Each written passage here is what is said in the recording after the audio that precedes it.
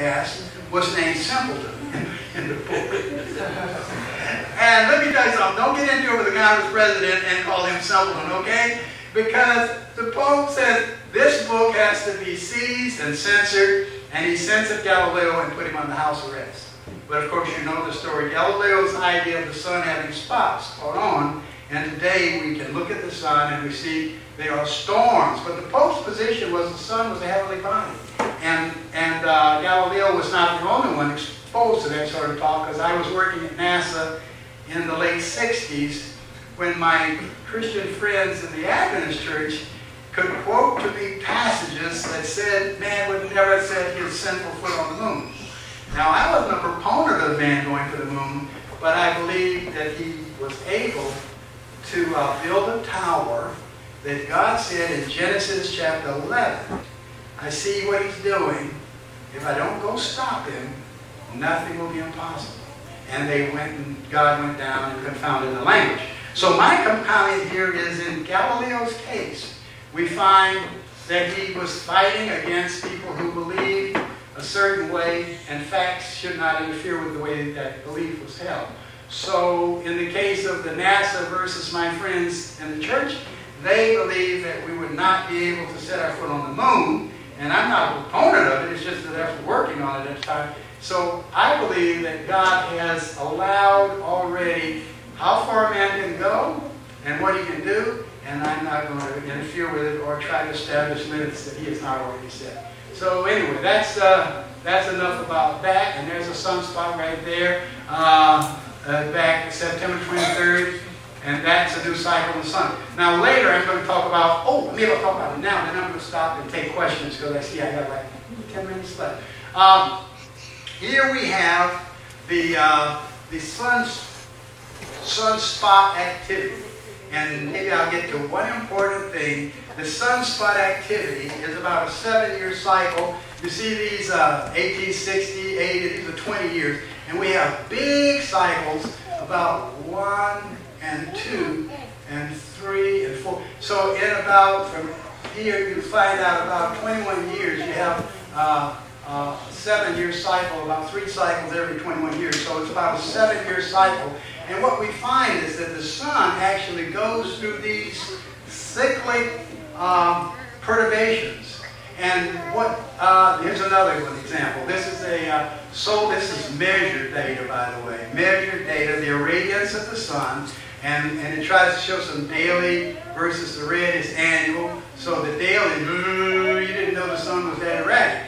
But the annual goes like that, a little more smoothly. And we find that in the sunspot activity, observations made over these years, that the sun does have a cyclic nature. So Galileo's observations have panned out. Now the reason I'm bringing in that into a discussion of creation is because we find one of the more believable methods of dating is using carbon radioactivity. Carbon has several radioisotopes, and one of them is carbon-14. The normal carbon is carbon-12. But because we believe that the sun's radiation can make a radioisotope out of carbon, and then it takes many, many, many years to decay, scientists can go back and measure the radioactive carbon in a fossil or a tree or something, and tell you when that thing was alive and when it took in carbon-14 from the atmosphere. Now I've shown this sinusoidal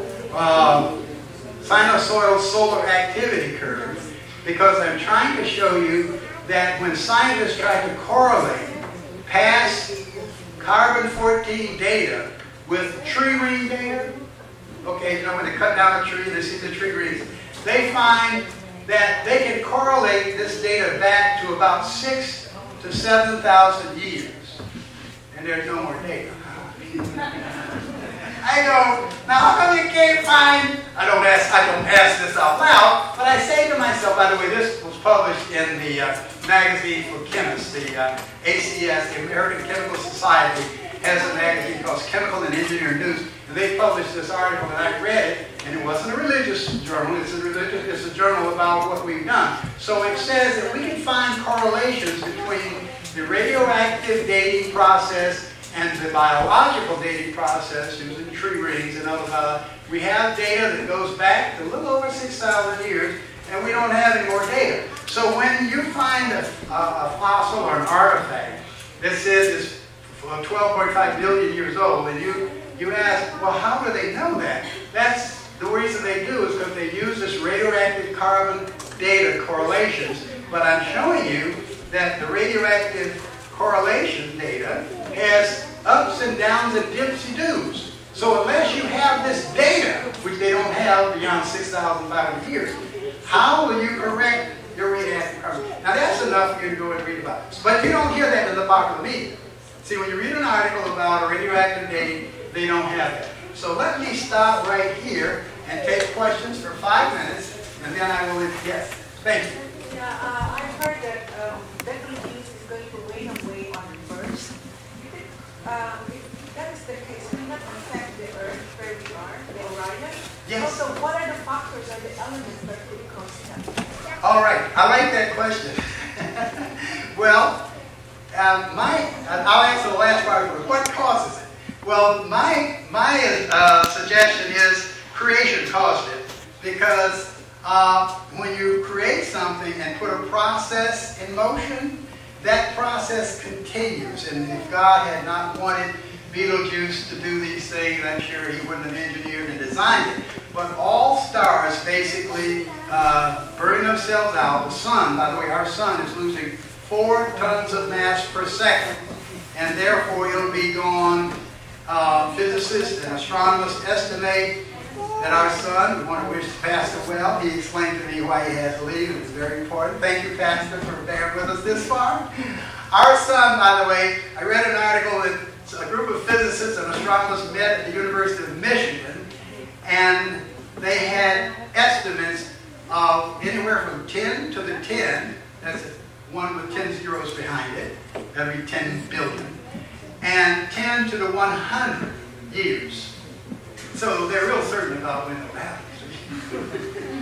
So with the Betelgeuse thing, now we're looking at it going, and it might blow up any minute, and we don't know when. And if you want an estimate between 10 to the 10 and 10 to the 100, really close, then you can believe what the physicists come up with. I really don't know the next question about when do you think it's going to blow. I don't. But what they predicted is when it does blow, it's going to be a big blow. And when supernovas do that, one did it in 1987, and physicists and other astronomers were able to observe it, and it did cause a great big burst of gamma rays to come through, and that helps to cause cancer and a lot of other things. So as the universe deteriorates, then we can expect more of those. Did I cover your 2 parts? Yes, there's not much you can do. Global warming, the part that's caused by the sun, is like, you can drive and I have more fuel efficient cars and take care of the earth. But if you're on one of these things, you're going to get global warming, even if you use carbon dioxide. I saw nothing. Yes?